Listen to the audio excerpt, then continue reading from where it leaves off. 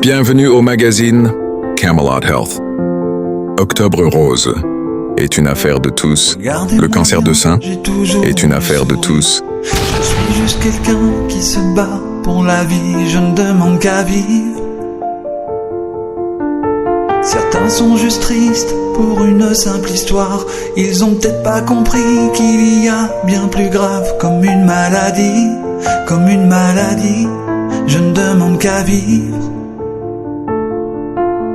Plein de rêves à venir, je ne dois pas pleurer. Même si c'est difficile, je dois juste m'accrocher pour mieux me sentir. Une petite chanson contre ce foutu cancer. Nous sommes le 19 octobre et la journée est consacrée pour le cancer du sein. Cette maladie tue des milliers de personnes à travers le monde, plus de 670 000 personnes qui décèdent suite à cette maladie. Une maladie qui touche beaucoup plus les femmes, à peu près 33% de femmes meurent à cause de cette maladie et puis moins d'1% pour les hommes. Cela ne veut pas dire que les hommes sont à l'abri de cette maladie parce qu'il y a quand même un pourcentage. Une fois de plus, bonjour à vous et bonsoir à vous par rapport au temps qu'il fait chez vous. Comme je l'avais dit, nous sommes le 19 octobre, nous parlons du cancer du sein. Mais qu'est-ce que les cancers du sein? Eh bien, l'élève du collège Camelot Marie la Miséricorde nous en parle au nom de Marvin Denise. Le cancer du sein, c'est une première maladie, c'est-à-dire une prolifération anémienne incontrôlée de cellules qui ont acquis un pouvoir pulvérant, immortel, invincible et dangereux.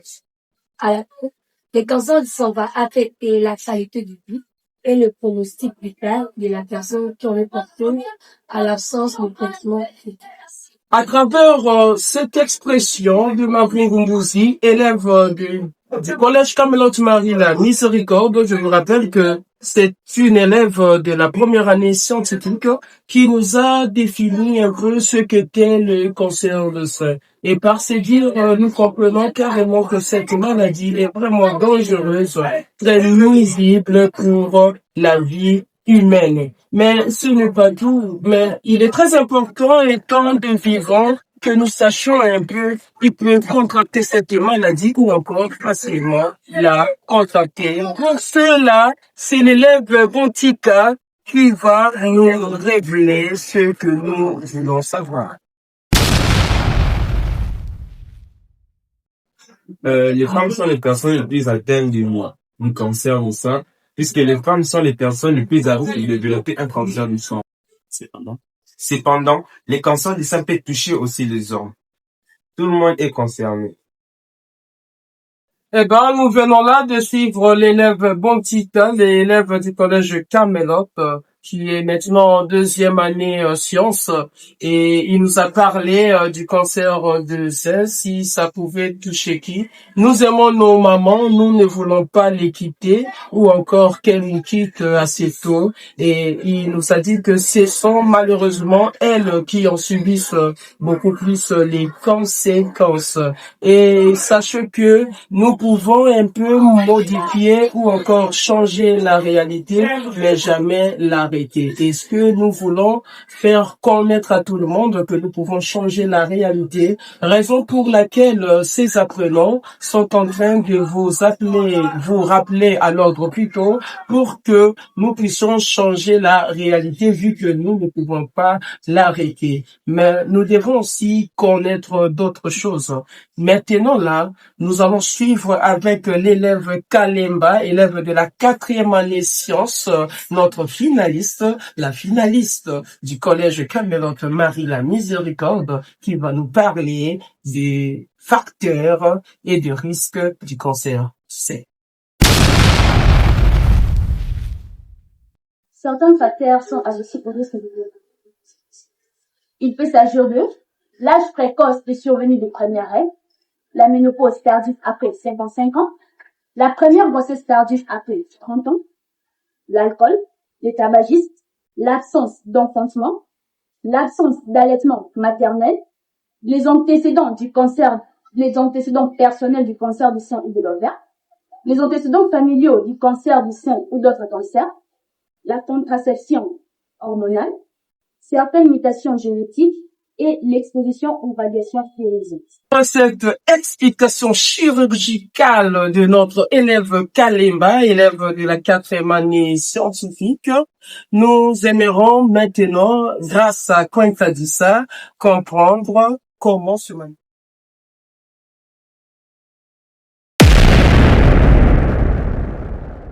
Développe sur plusieurs années.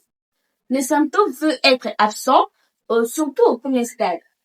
Quand les symptômes commencent à apparaître, on tend la présence d'abord d'une boule, ensuite c'est une masse dans le dent, après ça sera une bosse de sein. Vous allez aussi remarquer la modification de la peau du sein, la modification du mamelon, les liquides anormaux sortant du mamelon, aussi la modification de la forme ou de la taille du sein. Tous ces signes qui sont non spécifiques ne peuvent pas toujours être de cause du cancer du sein. Ils peuvent être reliés à des autres maladies. Donc, lorsque vous remarquez que les premières anomalies commencent à apparaître, il faut directement consulter un médecin afin d'avoir un diagnostic. C'était là l'élève Quintadissa, élève de la 2e année pédagogie, nous a parlé de comment se manifeste cette maladie très dangereuse appelée le cancer du sein, et elle nous interpelle. Vraiment, c'est une grande interpellation faite par elle.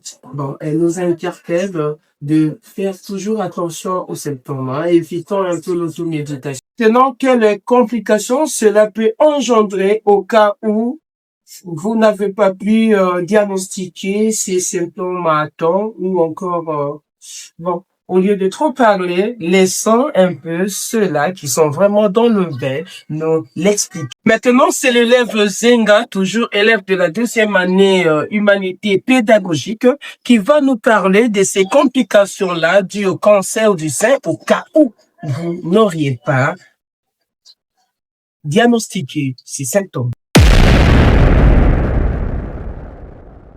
Lorsque le cancer évolue sans diagnostic et prise en charge précoce, il s'étend sur le plan superficiel et profond, aux tissus et organes du voisinage, puis à tout l'organisme par voie lymphatique et par voie sanguine. À ce stade, les cancers s'installent et se développent dans d'autres organes et on parle de métastases. Les métastases du cancer du sein peuvent être constatées au niveau du foie, des poumons, des os, du cerveau, etc., etc. Il y en a beaucoup. Le cancer du sein métastasé est considéré incurable et mauvais pronostic. Mais certaines personnes peuvent y vivre plusieurs années avec. Effectivement, cette maladie est très dangereuse car elle tue des milliers de personnes chaque année. Je vous l'avais dit, en 2023, on a pu constater que plus de 670 000 personnes ont perdu la vie suite à cette maladie. Mais est-ce que cette maladie est invincible? Est-ce que cette maladie peut terroriser tout le monde? Nous n'avons pas que le cancer de sein comme une maladie avec une grande force, une grande capacité de tuerie. Il y a aussi d'autres maladies, mais il existe un moyen pour que le cancer du sein soit éradiqué carrément pour notre cas. Et ainsi, l'élève Batoifé va nous dire comment se prévenir contre cette maladie tellement dangereuse.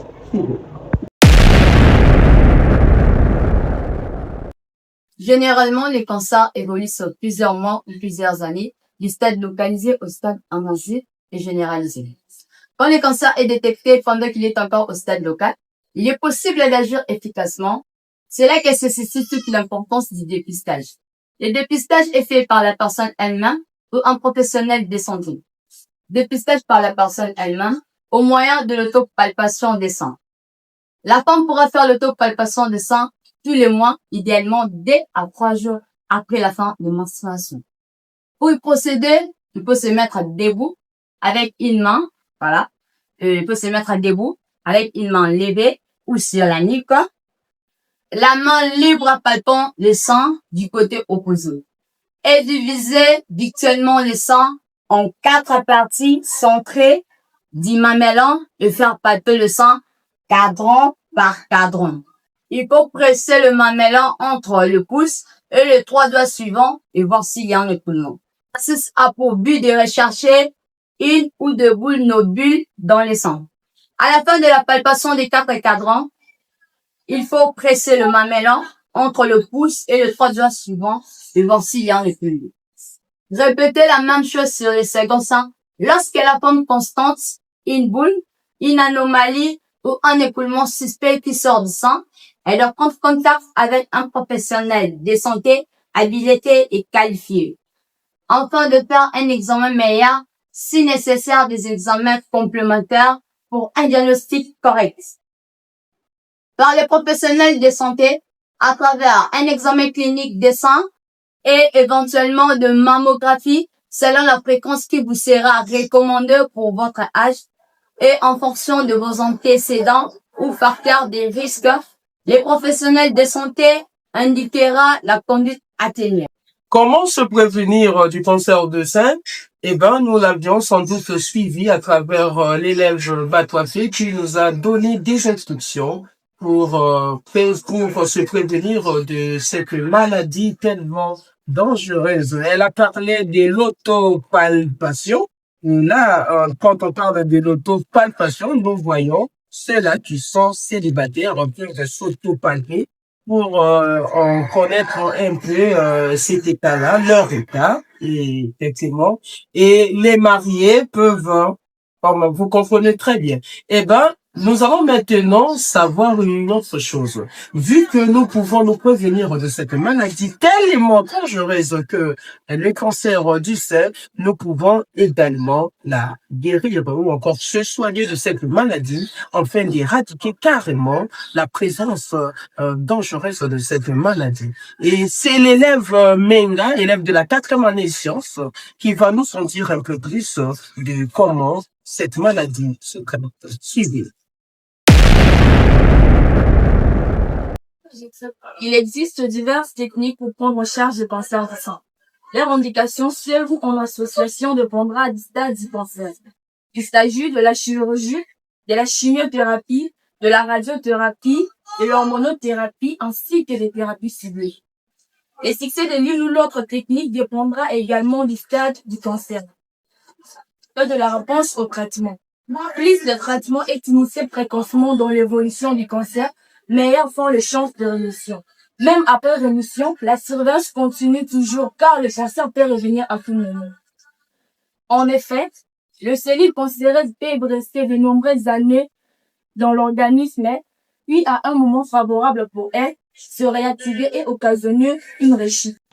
Quand le cancer est diagnostiqué tardivement, le traitement a moins de chances de succès.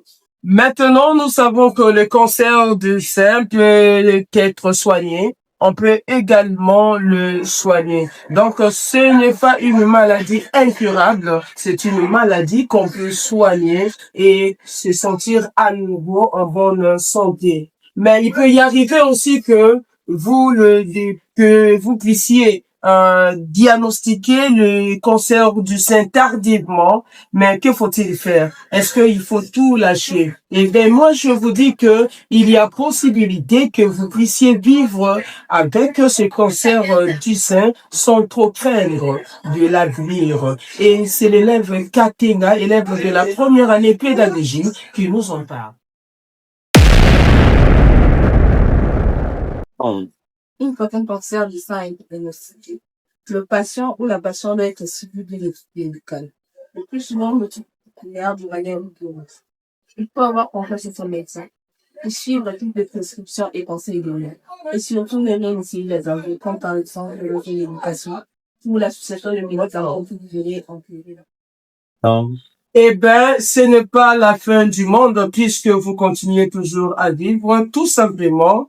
Ayez pour habitude d'aller consulter votre médecin afin que vous restiez toujours en bonne santé, si on peut quand même le dire. Mais il y a aussi un autre problème qui se pose.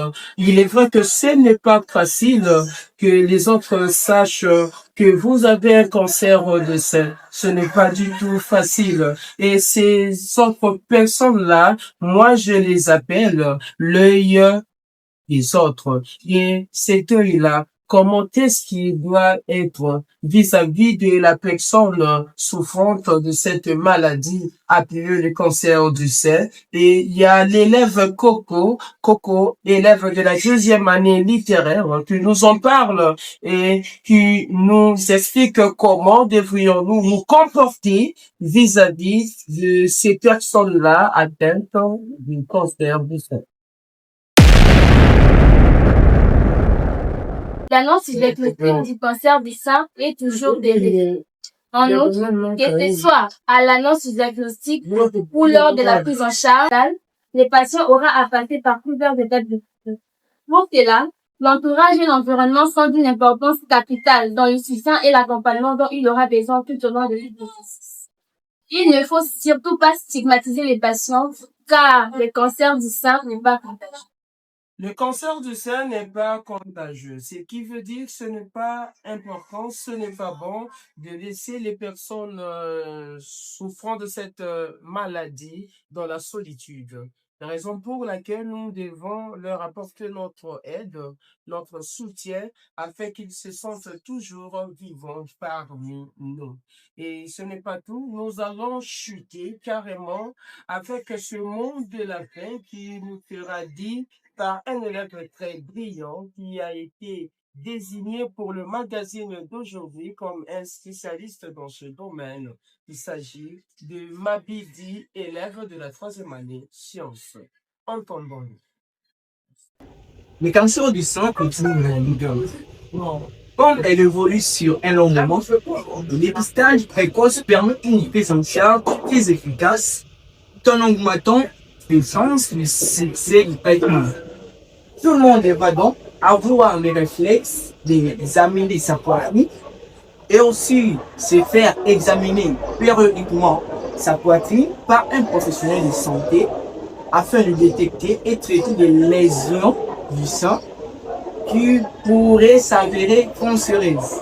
C'est par les mots de la fin de l'élève Mabidi, élève en 4e année sciences au sein du collège Camelote Marie-la Miséricorde, que nous bouclons définitivement ce numéro de magazine tout en vous promettant d'autres numéros à venir. Et pour vous qui venez de nous trouver en cours de diffusion, nous allons parler du cancer du sein, une maladie qui touche beaucoup de personnes aujourd'hui dans le monde entier. Et nous avons dit plus de 670 000 morts ont été enregistrés lors de l'année 2023. Et nous sommes le 19 octobre et il fallait que nous en parlions.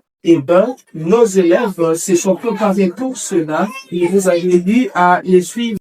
Et maintenant, nous connaissons tout du cancer du sein. Nous savons comment est-ce qu'on contracte cette maladie. Nous savons comment est-ce qu'on peut la prévenir. Et nous savons aussi comment est-ce que se guérit cette maladie. Et un conseil a été donné pour les gens qui savent que les autres sont malades et souffrent de cette maladie, le cancer du sein. Comment est-ce que ces personnes-là doivent se comporter vis-à-vis des personnes atteintes du cancer du sein. Le collège Camelote Marie-la Miséricorde vous salue et également vous remercie d'avoir suivi ce numéro magazine Camelote Health consacré pour la santé, pour notre bien-être. Et sachez que nous sommes le 19 octobre, la journée mondiale pour le cancer du sein. Et cette journée est faite pour nous interpeller de comment nous en prévenir. Et aussi, le mois d'octobre est baptisé Octobre Rose parce que nous voulons à ce que tout le monde soit en bonne santé et ainsi je souhaite à vous qui souffrez de cette maladie. Nous savons que vous traversez des moments très difficiles. En tout cas, bon rétablissement à vous, bonne guérison à vous et toutes les bénédictions du monde entier. C'était là votre présentateur du magazine Camelot Health, le professeur Semega Mumba Amour, et nous vous disons au revoir et à nous revoir pour d'autres numéros.